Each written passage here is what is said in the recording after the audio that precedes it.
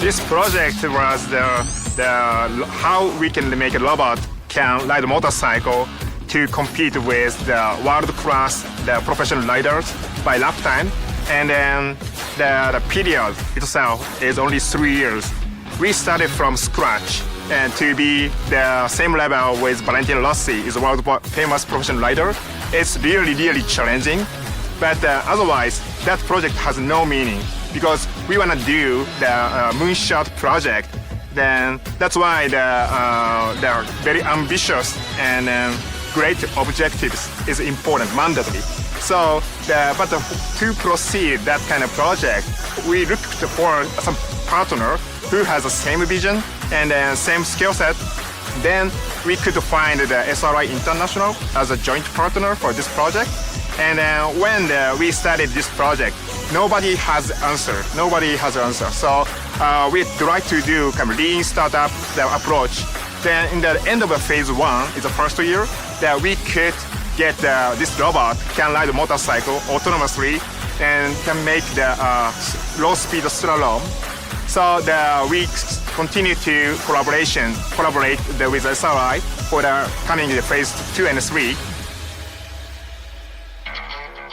The version 1 Motobot was an effective testbed for developing the Motobot features and capabilities. But in order to go faster, it needed to be re-envisioned as a fully optimized system. Each element of the system was designed to meet or exceed Valentino Rossi's performance. Starting with the carbon fiber shell, it's a structure that's lightweight. It results in a total system weight of only 45 kilograms.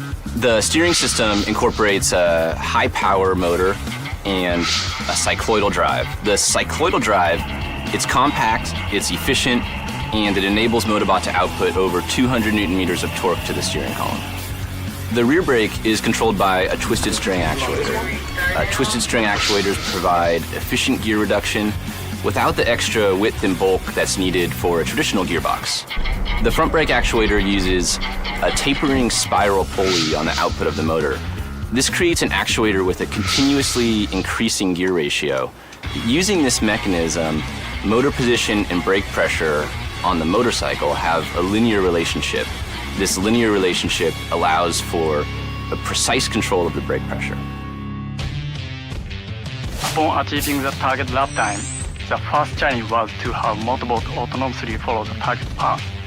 Motobot decides by itself how it follows the target path. Since Motobot runs autonomously at the range of speed from 15 kph to 200 kph, it was a big challenge for us to make it possible for Motobot to follow the target path stably over such a wide speed range. We developed the path following control logic by running countless rounds of the simulation as well as actual running tests.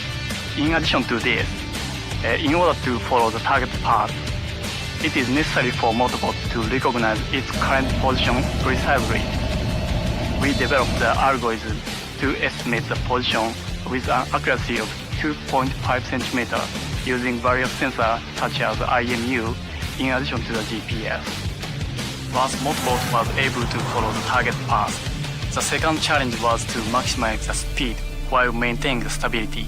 This involved dynamically controlling the acceleration opening angle, gear shift, and braking, while taking factors such as air resistance and engine brake into account. In order for Motobot to run stably over such a wide speed range, there are many challenges to overcome. We developed the speed control logic by referring to the riding data and advice from the professional rider, as well as simulation and actual running tests. Unlike human beings, another key feature of Motobot is its ability to operate multiple actuators individually and with precision. For example, when running on a straight and then needing to bank to enter a corner, a human would throttle down, begin braking, and then grab the clutch lever. At around the same time, they need to shift down, release the clutch lever, start to bank the vehicle, and gradually open the throttle while also braking to control the speed to complete the cornering. This all happens instantly. Without training, focusing 100% on each of these multiple actions is difficult for humans. However, Motobot can focus 100% on each of them and operate these actions in about 0.6 seconds. Through the aggregation of these elements, by providing only a target line and speed, Motobot can run autonomously. Also, given the unique approach of robots, we may come to see dramatic leaps in evolution. During the development, we must pay attention not to allow the bike to fall over, even at low speeds. For this reason, the simulation test before the track test is very important. First of all, at step 1, a virtual simulation is performed. This is a method to combine the Motobot's main control with vehicle simulation software. Each engineer can do various tests in parallel without using the actual Motobot or bike. Next, at step 2, a hybrid simulation is performed. The actual Motobot is placed on the R1 in the lab, and both are connected to a special system tool to do a simulation with the real hardware operating. By emulating some sensor information which can be obtained only when the bike is running, Motobot operates the R1 as if it were running on the actual track. If step 2 completes without any problems, at step 3 we do the actual track test. In the real world, we need to modify the control method or validate some control parameters, considering environmental factors such as road surface conditions. If we meet unexpected behaviors such as strong steering acceleration, we need to perform more complex control. The updated control will be used in step 1 and 2 next time. At the same time, the findings from track tests are used to improve the reproducibility of the simulation. This 3-step evaluation was repeated many times. This method was used to increase the controllability and speed of development in addition to minimizing the risk of crashes. And it's how we could make the high-speed runs on the track possible.